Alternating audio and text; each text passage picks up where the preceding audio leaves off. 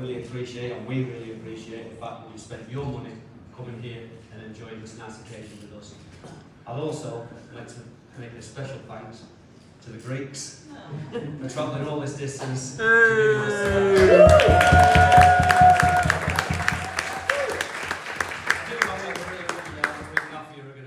This week, whilst Dan's here. So anybody who's thinking of misbehaving tonight, just watch yourself. He's watching you. Right, just a little insight. For those of you who don't know, you're looking at me, you're looking at Nicola, you're looking at Jess, and you're thinking, something that's quite right. You'd be right, Nicola isn't really Jessica's mum.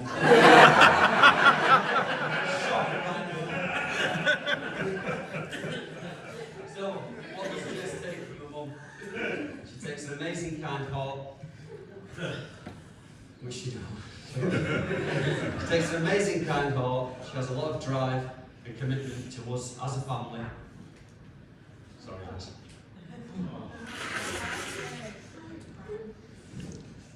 Sorry. I'm going to drive us on. So, what does Jess take from me? Well, that's generally money. That's some of her sharpness and personality. Right. I met Nicola in a nightclub 32 years ago. I was stood scanning the dance floor looking for my next victim. I saw Nicola, she was talking to a guy, he had his back to me, but she was looking straight at me and I was looking at her. I just looked at her and I went, do you fancy a dance? You asking? And I'm asking, I'm dancing. Off we went onto the dance floor. We got on straight away, we had a really good night dancing all night. And at the end of the night I said to her, do you fancy going out for a drink sometime? She went, this is the point where you say goodbye. Why's that? I've got a daughter. I said, no worries, why don't both of us go out? So the next day, I drove over to Wigan. I picked up Jessica and Nicola for the first time. Off we went to the Southport for the day. Walked around Southport enjoying the day. And that was when I gave Jessica her first gift from me. Well, I say it was the first gift from me. It was free with a Happy Meal, but you know. And that day was the start of me being Jessica's dad.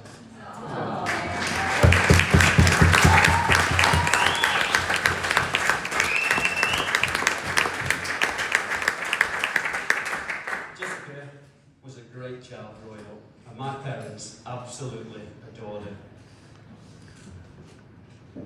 God bless them. It wasn't long. My mum and dad tried their best not to get to know Jess because they didn't know if it was going to last. But before long, Jessica was sat on my dad's knee, looking at his jumper and staring into his eyes while his heart was slowly melting. Jessica has this knack of people falling in love with her without her even realising it. Jessica was a great child growing up.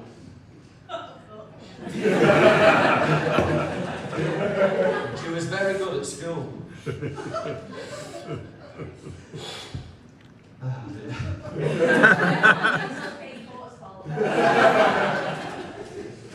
She was quite a high achiever, well, compared to me at least. In fact, one time she came home from school really excited, and she'd been made head girl at school.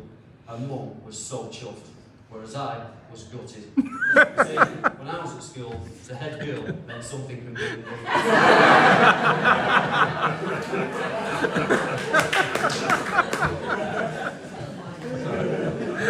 So you might look at Jess and think, what's a woman now?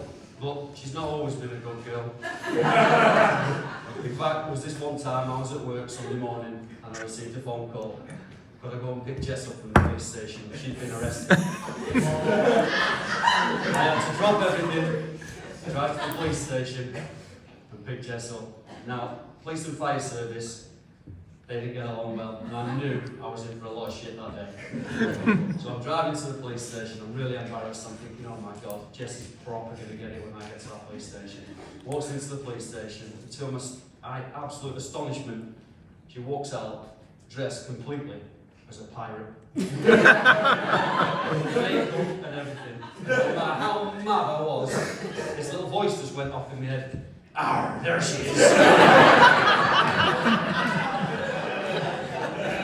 But to be fair to Jess, she learned a lesson that day, and ever since she's kept it with her. And as a side effect, me and Nicola have never been able to watch Pirates of the Caribbean. Then, one day, Jess says to us, "Can I bring a friend round to mini golf?" We're like, okay. Next day, she introduced us to Aaron. We sat there, we talked for a couple of hours, we had a good laugh. And then Aaron left, and Nicola turns around to me and she says, "So, what do you think of Aaron?" And I went, "You know what, he's a really nice lad. And I'm really happy that Ryan has managed to find himself a boyfriend." No, that's Jessica's new boyfriend. Honestly, it's hard to tell this. But they seemed to hit it off straight away, but it wasn't long before the two of them were inseparable. Then, quite a few months later, Aaron sent me a text message. I looked at the text message, and it's a picture of some weighing scales. And on the weighing scales it says 116 kilogram. A couple of seconds later, another picture comes through. Same scales, 110 kilogram. And underneath were the words, 6 kilograms shit today.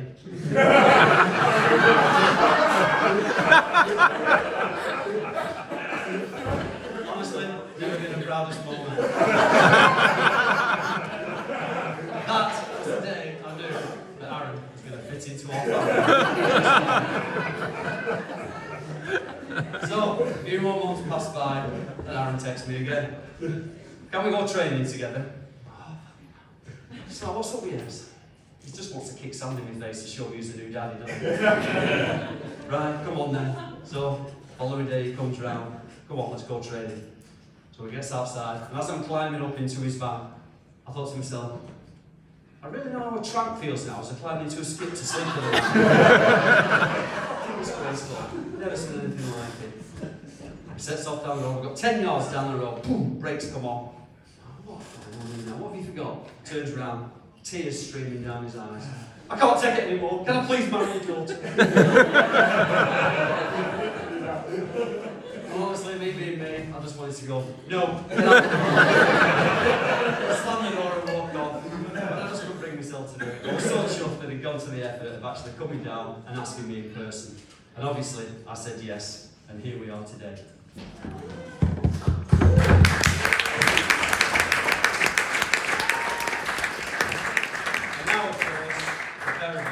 Have managed to give us our beautiful grandson, Hudson.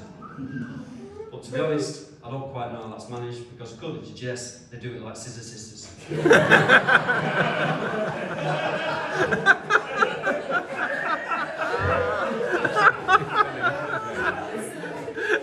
So, joking apart, Aaron has become a valuable member of our family. He's shown us how much he loves us, how much he loves Jess, and how much he enjoys spending time with us as a family. And as for you, Jess, if there's something I could change, what would it be? And that would be that I would just be there for the first 18 months of your life.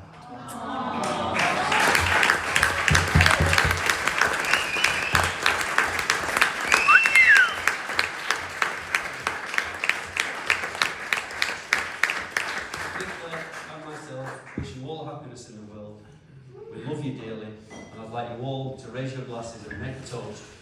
Please, to the bride and groom, Jessica and Aaron.